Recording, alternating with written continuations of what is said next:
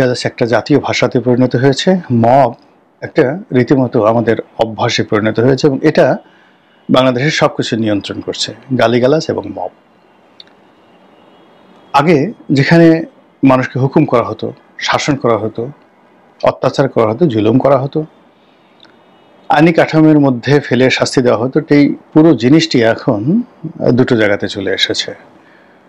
গালিগালাজ করে কাউকে অপমান করা, ছোট করা, অপদস্থ করা, পদচ্যুত করা এই জিনিসগুলো করা হচ্ছে। এবং সিরিয়ালি মানে গালির স্কুল, গালির পাঠশালা, গালাগালির একটা পাঠশালা, গালাগালির স্কুল মানে বিদ্যালয়, এরপরে গালাগালির কলেজ, কলেজের পরে গালাগালির বিশ্ববিদ্যালয় তৈরি হয়ে গেছে। এবং এখানে গালাগালি সেই প্রাইমারি শিক্ষক থেকে শুরু করে বিশ্ববিদ্যালয়ের ভাইস চ্যান্সেলর তৈরি হয়ে গেছে, যারা মানুষকে নিত্য নতুন কায়দায় গালাগাল শিক্ষা দিচ্ছে, শৈশব থেকে একদম বৃদ্ধ পর্যন্ত। 1 থেকে 10 বছরের বাচ্চা যারা ছেলে মেয়ে, তারা কী ভাষায় গালাগাল করবে, কিশোর বয়সে কী গালাগালি করবে, যৌবনে কী করবে, বৃদ্ধ হলে কী করবে, এই ধরনের গালাগালি করার সব বিভাগই শিক্ষক তৈরি হয়ে গেছে এই সমাজে। এটা কেন হলো, এই বিষয়গুলি নিয়ে আলোচনা করবো এবং এটার ফলাফল কী। বিষয়টা ভালো লাগবে, আপনাদের ভালো লাগবে আশা করি। প্রথমে বলে নেই, প্রকৃতি, ধর্ম, যেটাকে আমাদের সমাজে আমরা বলি ন্যাচারাল জাস্টিস। তো যখন প্রকৃতি প্রতিশোধ পরায়ণ হয়ে যায়, প্রকৃতি খুব বিরূপ হয়ে যায় এবং প্রকৃতি আপনাকে একটা উচিত শিক্ষা দিতে দেয়, তখন প্রাথমিক স্তরে মানুষকে শিক্ষা দেওয়ার জন্য প্রাকৃতিক বিপর্যয় আসে। ঘূর্ণিঝড়, জলোচ্ছ্বাস, দুর্ভিক্ষ, রোগ বালাই ইত্যাদি অনেক কিছু, যেন মানুষ ভয় পায়, আল্লাহকে স্মরণ করে, ইয়ানফসি করে এবং তার ভিতরে যে মানবতার যে গুণাবলীগুলো রয়েছে সেই গুণাবলীগুলো সে পরিচর্যা করে। কিন্তু মানুষ যখন হেদায়েত প্রাপ্ত হয় না, তখন প্রকৃতি যে কাজটি করে মানুষের চরিত্র নষ্ট করে দেয়।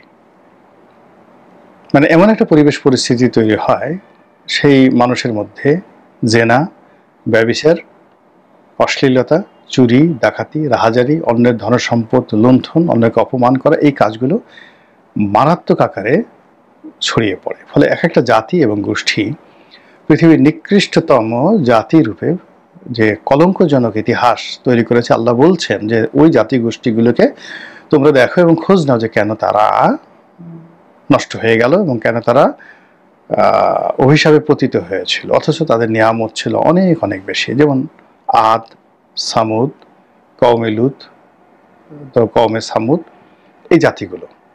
এরপরে বিভিন্ন বারবার গোষ্ঠী, ভান্ডাল গোষ্ঠী,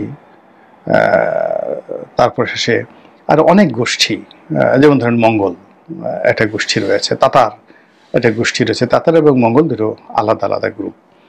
তো আরবের বেদুইনদের মধ্যে কতগুলো গ্রুপ রয়েছে, যারা মানে ওখানে সবাই খারাপ। এটা প্রকৃতির একটা অভিশাপ। যখন মানুষ আল্লাহর পক্ষ থেকে নেয়ামত, ধন সম্পদ, সুযোগ সুবিধা এগুলো পাওয়ার পরে শয়তানি বুদ্ধি মাথা থেকে যায় না। যেমন ধরেন আপনি বাংলাদেশে আছেন, খুবই বিপদের মধ্যে ছিলেন, আপনি আল্লাহ আপনাকে একটা আশ্রয় দিলেন, আপনি পালিয়ে অপকর্ম কারণে আপনি বাংলাদেশে বিপদ হতেন, পালিয়ে আপনাকে ভারতে যাওয়ার সুযোগ দিল। তো ভারতে গিয়ে আপনি কী করবেন? তওবা করবেন, আস্তাগফিরুল্লাহ পড়বেন। কিন্তু সেখানে গিয়ে আপনি আরও গালাগালি শুরু করলেন, আজে বাজে কথা শুরু করলেন, অপকর্ম, 2 নম্বরই কাজ, বাংলাদেশে যা করতেন সেই কাজ শুরু করলেন। একইভাবে ধরেন আপনি আমেরিকাতে গেলেন, পালিয়ে চলে গেলেন, ফ্রান্সে পালিয়ে চলে গেলেন, ইংল্যান্ডে পালিয়ে চলে গেলেন। সেখানে গিয়ে আপনার তওবা হলো না, আপনি সেখানে সৎ কোনো জীবিকা বেছে নিলেন না। তখন আল্লাহ রাব্বুল আলামিন করবে কি? আপনার চরিত্রটাকে নষ্ট করে দেবে। আপনার চরিত্রটা নষ্ট করে দেবে, যেন বহু মানুষের অভিশাপ আপনার উপর আসে পড়ে। এর ফলে আপনার চেহারা নষ্ট হয়ে যাবে, চেহারায় কোনো নূর থাকবে না, আপনার শরীর ভারসাম্যহীন হয়ে পড়বে, আপনার চিন্তা চেতনা কর্মে কোনো ধারাবাহিকতা থাকবে না এবং আপনি অশ্লীল, অশ্রাব্য হয়ে পড়বে এবং আপনাকে দেখলেই মনে হবে আপনি একটা সাক্ষাৎ শয়তান, সাক্ষাৎ জাহেল। এবং আপনার আচরণ, কথাবার্তায় কোনো অবস্থাতেই দুনিয়ার আর যা হোক না কেন সেই শ্রদ্ধা, ভালোবাসা এবং সম্ভ্রম বলে যে জিনিসটি বোঝায় ওটি আপনার পোশাক আশাক, কথাবার্তা, আচার আচরণে আপনি যেখানে বসবেন কোনো জায়গাতে এই জিনিসগুলো থাকবে না। আপনাকে দেখলেই মনে হবে আপনি একটা অভিশপ্ত মানুষ। এটা হলো একটা দেশ এবং জাতিকে শেষ করার প্রকৃতির সবচেয়ে মোক্ষম, যাকে বলা হয় অস্ত্র, প্রাকৃতিক অস্ত্র। তো এই অস্ত্র দিয়ে আল্লাহ রাব্বুল আলামিন বহু দেশ জাতিকে শেষ করে দিয়েছেন। আমাদের এই দেশে আপনি স্বাধীনতার পর ধরেন বহুবার আল্লাহ রাব্বুল আলামিন বিশাল নিয়ামত আমাদেরকে দিয়েছেন। আমরা গত 15টি বছর ধরে 2014 থেকে 2025 অবধি আমরা 24 অবধি আমরা যে জুলুম অত্যাচারের সীমাহীন মানে পাপাচারের মধ্যে ছিলাম, অন্যায় অবিচারের মধ্যে ছিলাম। আমরা অনেকে ভালো ছিলাম, কিন্তু চোখের সামনে যে সকল পাপাচার দেখেছে আমাদের মন খারাপ ছিল। সেখান থেকে আল্লাহ রাব্বুল আলামিন একটা বিপ্লবের মাধ্যমে আমাদেরকে একটা নতুন পরিস্থিতি দিলেন। এখন দেখেন গত 1 বছরে আমরা আল্লাহর এই দেয়া নিয়ামতকে ব্যবহার করতে পারিনি। আগের জমানাতে যারা মন্দ কাজগুলো করেছেন, এই জমানাতে যারা মন্দ কাজ করছেন আগের জমানার চেয়ে বেশি করছেন, কেউ কম করছেন না। আগের জমানাতে তবু একটু জায়গা ছিল কোথাও যাওয়ার, আশ্রয় নেওয়ার। এই জমানাতে এসে পুরো মানে ন্যায় বিচারের যে জায়গাগুলো রয়েছে, আশ্রয় নেওয়ার যে জায়গাগুলো রয়েছে, সব তছনছ হয়ে গেছে। মানুষ হাহাকার করছে। ফলে কি হলো, এই যে আমাদের যারা সমাজপতি নেতা, আমাদের যারা এই সমাজকে নিয়ন্ত্রণ করে, ধরুন 18 কোটি মানুষ, এর মধ্যে যদি ভোটার ধরেন 13 কোটি বা 12.5 কোটি ভোটার, তো 12.5 কোটি ভোটারের মধ্যে ধরেন 1 কোটি থেকে 1.5 কোটি লোক আমরা এই সমাজে আছি, যারা যার যার অবস্থান থেকে আমাদের পরিবার, আমাদের সমাজ, আমাদের রাষ্ট্রকে আমরা নিয়ন্ত্রণ করতে পারি, ন্যায়ের পক্ষে দাঁড়াতে পারি, অন্যায়কে অন্যায় বলতে পারি। যে কাজটি গত 1 বছরে আমরা করছি না। না করার কারণে কি হলো, দেখুন আমাদের এই সমাজে চরিত্রহীনতা মারাত্মক আকার ধারণ করেছে। এখন সেই চরিত্রহীনতা, রাজনৈতিক চরিত্রহীনতা, অর্থনৈতিক চরিত্রহীনতা বলেন, নৈতিক চরিত্রহীনতা বলেন, এই জিনিসগুলো গোপনে প্রকাশ্যে, দিনের আলোয়, রাতে এমন ব্যাপক আকার ধারণ করেছে যে আমরা সবাই আফসোস লিক হয়ে পড়ছি। কেউ নিজেকে ধন্যবাদ দিতে পারছি না, আল্লাহকে ধন্যবাদ দিতে পারছি না, দেশ জাতি কাল কারোর প্রতি আমরা কৃতজ্ঞ নই। আমরা সবাই এখন অকৃতজ্ঞ এবং একজন আর একজনের খিস্তি খেয়ে করছি, এবং কাকে কিভাবে অসম্মান করা যায় সেভাবে একজন আর একজনের সাথে পাল্লা দিয়ে এই কাজগুলো করছি। কে মন্ত্রী বা কে মন্ত্রী ছিল, কে এমপি বা কে এমপি হবে, ডাজ নট ম্যাটার। সবাইকে আমরা একেবারে সর্বনিম্ন স্তরে একজন একটা ঘৃণিত প্রাণীকে, যার প্রতি আমাদের অনেক ক্রোধ এবং ক্ষোভ। ধরুন একটা এলাকাতে একটা চিতাবাঘ আছে, গ্রামের সব ছাগলগুলোকে খেয়ে ফেলে, এ যাবতে 100-150 ছাগল খেয়ে ফেলেছে। তো এরকম একটা চিতাবাঘকে গ্রামবাসী আক্রমণ করে, আমরা ছোটকালে দেখেছি বাগডাসা আছে, চিতাবাঘ আছে, এদেরকে মারার জন্য হাজার হাজার মানুষ ঢাল সরকি নিয়ে জঙ্গল আক্রমণ করে এবং খুঁজে খুঁজে তাকে পাওয়ার পর যেইভাবে খুশিয়ে খুশিয়ে মারে, এখন আমাদের এই সমাজে যে কোনো প্রতিপক্ষকে এইভাবে খুশিয়ে খুশিয়ে মারার জন্য আমরা সর্বশক্তি নিয়োগ করছি। এবং এমন একটা অবস্থা তৈরি হয়ে গেছে হযরত আলীর সেই বক্তব্যের মতো, যেমন একটা জমানা আসবে যখন যে অপরাধী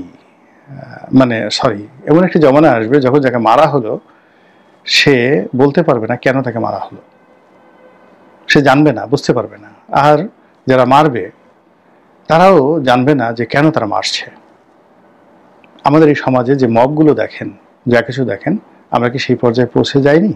এখন ধরুন আমাদের মধ্যবিত্ত শ্রেণী এই সমাজে, নিম্ন মধ্যবিত্ত এবং মধ্যবিত্ত শ্রেণী গ্রাম এবং শহরে, তারা কি অকথ্য ভাষায় গালাগাল দিচ্ছে, নিজেরা নিজেদেরকে দিচ্ছে, বন্ধু বন্ধুকে দিচ্ছে, বান্ধবী বান্ধবীকে দিচ্ছে, পিতা মাতাকে গালাগালি দিচ্ছে। অনেক পরিবারে সেই গালাগালি, অশ্লীল অশ্রাব্য শব্দে প্রত্যেকটা পরিবারে রীতিমতো অশান্তি শুরু হয়ে গেছে। এখন ধরুন এই যে গালাগালি, এই গালাগালিটা শুরু হলো কবে থেকে? আমাদের দেশে আসলে এরকম পাবলিকলি গালাগালি যিনি প্রথম করেছেন তিনি সেফায়েতুল্লাহ সেফু। তো সেফায়েতুল্লাহ সেফুর এই গালাগালি একটা সময় খুব জনপ্রিয় হয়ে গেল। এই কারণ হলো তিনি শেখ হাসিনাকে গালি দিতেন, তার মন্ত্রী মিনিস্টারদেরকে অকথ্য ভাষায় গালাগালি দিতেন, এবং এগুলো মানুষ খুব শুনতো।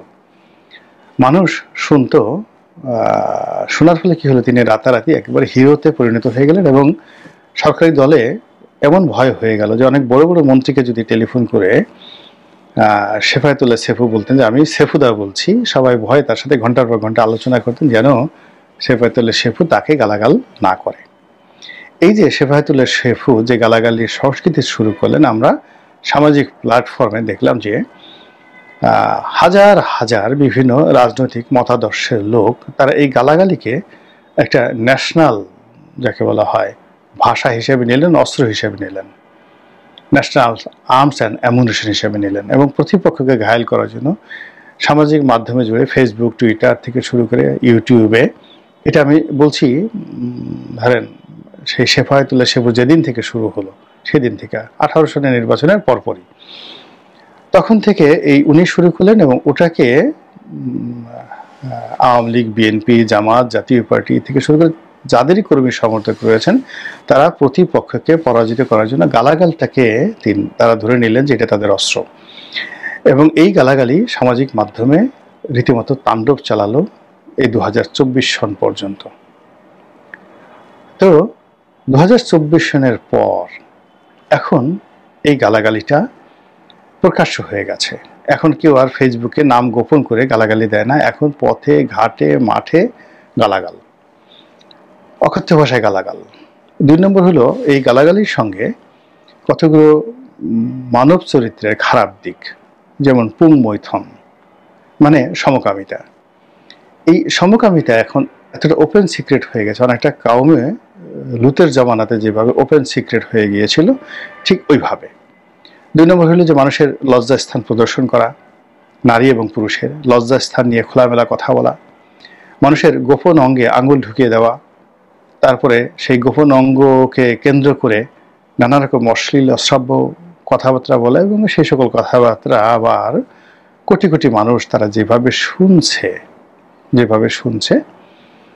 এতে করে আমাদের যে ওই আগে বলছিলাম ন্যাশনাল ক্যারেক্টারিস্টিক্স, এটার বিবর্তন হয়েছে, নষ্ট হয়ে গেছে। এবং এটা তখনই ঘটে যখন আল্লাহ রাব্বুল আলামিন চূড়ান্ত পর্যায়ে একটা জাতিকে চূড়ান্ত শাস্তি দিতে চান, তখন তাদের মাথার উপর এমন সব লোকদেরকে বসিয়ে দেওয়া হয় যারা the master of corruption, master of এই যাকে বলা হয় এই সামাজিক রোগ ব্যাধি বা এই সমস্ত গালিগালাজের মাস্টার। এবং এ সকল কর্ম করে তারা আনন্দ পায়, এ সকল কর্ম করে তারা গর্ব অনুভব করে এবং এই সকল কর্মের মাধ্যমেই তারা বেঁচে থাকতে চায় এবং এই সকল কর্মের করেই তারা মরতে চায়, অনেকটা আবু জেহেলের মতো, যে এই কর্ম করে আল্লাহ আমাদের যেন গালি দিতে দিতে আমাদের মৃত্যু হয়, বা ভগবান গালি দিতে দিতে যেন আমাদের মৃত্যু হয়, বা ও গড যে আমাদের কেমন একটা সুযোগ দাও আমরা আমাদের লক্ষ কোটি যারা লোকজন রয়েছে তাদেরকে নিয়ে এই গালি দিতে দিতে আমরা যেন একসাথে গঙ্গা জলে ভেসে যেতে পারি। ঠিক এরকম একটা পরিস্থিতি আমাদের দেশে কিন্তু এখন তৈরি হয়ে গেছে। জানি না কতদিন চলবে আর এখানে আমরা কিভাবে বের হব। আর যে প্রাকৃতিক সূত্রের কথা বললাম, হাজার বছরের ইতিহাসে, মানব জাতির ইতিহাসে যখনই আল্লাহ কোনো একটা জাতি গোষ্ঠীকে নির্বিচারে ধ্বংস করতে চান তখন তাদের চরিত্রটি এভাবে নষ্ট হয়ে যায়, যার উপসর্গ হলো মানুষের মুখের জবান নষ্ট হয়ে যায়। আল্লাহ প্রথমত আমাকে এই জবান নষ্ট করা থেকে নিষ্কৃতি দান করুন, হেদায়েত দান করুন, আমার পরিবার পরিজন, আত্মীয় স্বজন, আপনারা যারা দেখছেন, আমার বন্ধু বান্ধব, শুভানুধ্যায়ী এবং আমাদের দেশবাসী, তারা যেন এই গজব থেকে রক্ষা পান।